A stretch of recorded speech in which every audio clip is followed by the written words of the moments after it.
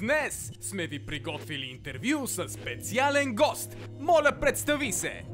Здравейте! Казвам се Станислав Цветков и съм съсобственик и ръководител на екип анимация в студио Змей. Като ръководител на екип анимация, едно от задълженията ми е да оказвам артистична и техническа подкрепа на екипите. Казвам екипи, защото понякога се случва така, че работим по повече от една продукция, което налага включването на повече от един екип. Част от другите ми задължения е да проверявам всяка една сцена, независимо на какъв етап е, било то груба анимация, почистване или цвят, преди да бъде изпратена към клиента и съответно режисьора. Студиото до момента е работило по множество продукции, копродукции, международни, като част от тях са Аз Елвис Риболди, който вървеше по Cartoon Network, Орденът на еднорога, който може да гледате по HBO, както и копродукциите Хрусковците, които може да видите по Българска национална телевизия, и имало едно време Предметите, които може пък да гледате на Войо.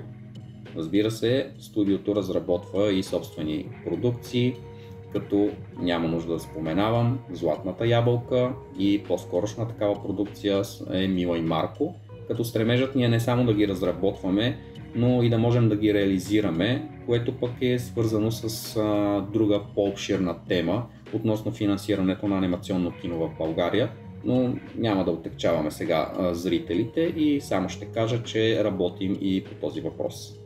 С какви анимации си израснал и кои вдъхновяват работата ти? Аз израснах в края на 80-те, началото на 90-те години, когато нямаше голям избор какво да се гледа. И си спомням, че след появата на първите кабелни телевизии гледах абсолютно всичко, което се даваше по анимационните канали, немските анимационни канали и Cartoon Network. Впоследствие любими ми станаха Spider-Man, Две глупави кучета и Кураж, страхливото куче. Кои анимации ме вдъхновяват за работата ми? Вдъхновяват ме по старите и класическо рисувани анимационни филми, като например Дух, Жребецът на Симарон от 2002 година или Атлантида, Изгубената империя, който пък е от 2001 година. Но разбира се и някои от новите съвременни анимации. Един такъв хубав пример е Клаус или Аркейн, например, който върви по Netflix. Следиш ли някакви анимации в момента и нещо наскоро, което да те е впечатлило? Следя, да, доколкото имам възможност и време. Харесва ми тенденцията 3D филмите да им се придава по-класически рисуван вид, като например Spider-Man в Спайди вселената или по-наскоро излезлия Нимона, който върви отново по Netflix. Кажи за какво се разправя в новият сериал Хрусковците и как беше работата по него. Сериалът Хрусковците се разказва за едно семейство тролчета, което е прокудено от мястото, на което живеят, именно под един стар мост, и им се налага да се преселят в големия град и да живеят сред хората, които доскоро са били основна част от техния хранителен режим. Но живейки там, те трябва да прикриват кои са и да потискат, тролските си инстинкти, и това е предпоставка за създаване на редица забавни ситуации, всяка от която може да последите и да видите в епизодите по Българската национална телевизия. Как се стигна до това да анимирате за Cartoon Network продукциите Първобитно и Орденът на еднорога? Как се стигна до това да анимираме за Cartoon Network продукции? Работата ни по тези продукции беше в резултат на годините, които инвестирахме в това, в създаването, обучаването и задържането на местен анимационен екип. Нещо, което беше цел на студиото от самото създаване, а именно да създадем среда, в която талантливи български художници, аниматори да могат да работят и да се развиват, без да се налагат да емигрират или след обучението си в чужбина да остават там, за да могат да работят по големи заглавия в анимационната индустрия. Това плюс присъствието ни на едни от най-големите международни ежегодни анимационни пазари, на които имахме възможност да се срещнем с професионалисти от цял свят, и благодарение на добрата ни работа и отношение по предишните ни проекти бяхме поканени да се включим в тези сериали. Какво научихте от работата си по тези анимации? От работата с режисьор като Генди Тартаковски може да се научи много. От това как някои установени правила в анимацията могат да бъдат нарушавани и това да не понижава качеството на анимацията, а напротив да й придава един изключителен и уникален вид, до това колко важна е намесата на режисьора във всяка една сцена, защото това, което отличаваше Генди, например, от останалите режисьори, с които сме работили, е, че той лично проверяваше и рисуваше примерни рисунки във всяка сцена. Как иска да изглежда сцената и каква емоция иска да изразява всеки персонаж, че дори и доколко този персонаж да покаже емоцията, която изпитва в момента. И по този начин, когато сцената беше завършена, се спестяваше много време в ненужни корекции, в които режисьора да поправя неща, които не му харесват. Работата ви по Орденът на еднорога бе голямо постижение за българско студио, но сякаш бе премълчано от повечето български медии. На какво смяташ, че се дължи това? Ами в България до голяма степен все още се гледа на анимацията като нещо изключително и само за деца и не е нещо сериозно, на което трябва да се обръща внимание. Нещо, което в другите европейски страни, например, не е така и там анимацията е сериозна индустрия, която не само има голяма културна, но и икономическа стойност, плюс помагайки за популяризирането на местната култура и генерирайки немалки приходи за държавата. Любима сцена, която сте анимирали за Орденът на еднорога или първобитно? Почти всяка сцена от Орденът на еднорога беше удоволствие да се работи и не мога да отлича само една единствена. Мога да кажа кои бяха най-предизвикателните и най-интересните сцени за анимиране. Това беше анимацията на същества като зомби, слонът или кракенът, или пък масовките, които включваха от древногръцки статуи до мъртви пирати. Можем ли да очакваме нов сезон на Орденът на еднорога?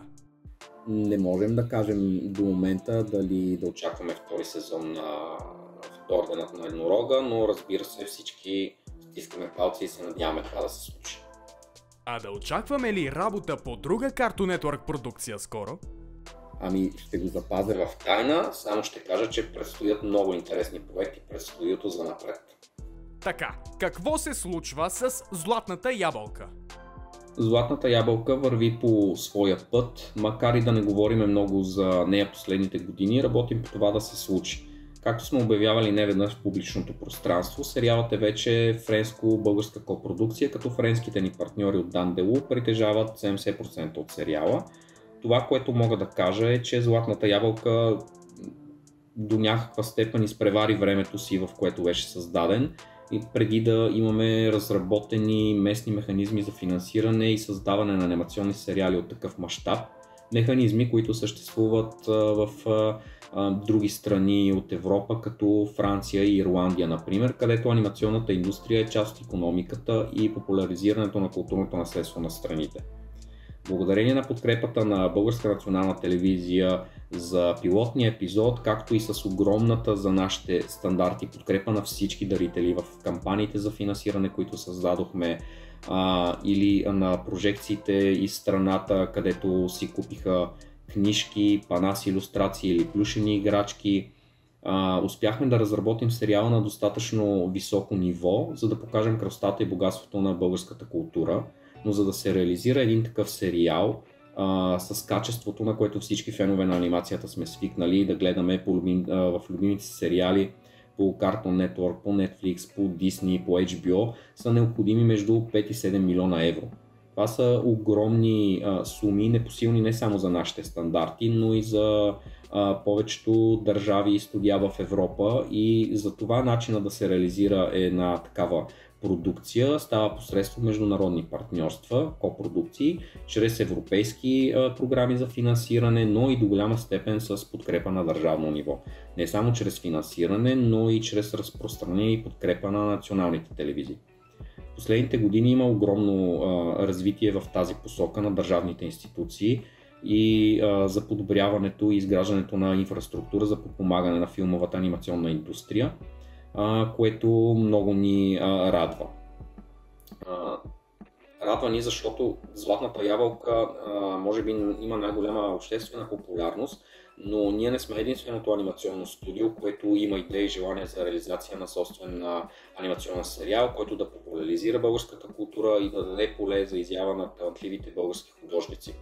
И затова и ние и колегите ни няма да спрем да търсим начин за реализация на проектите си.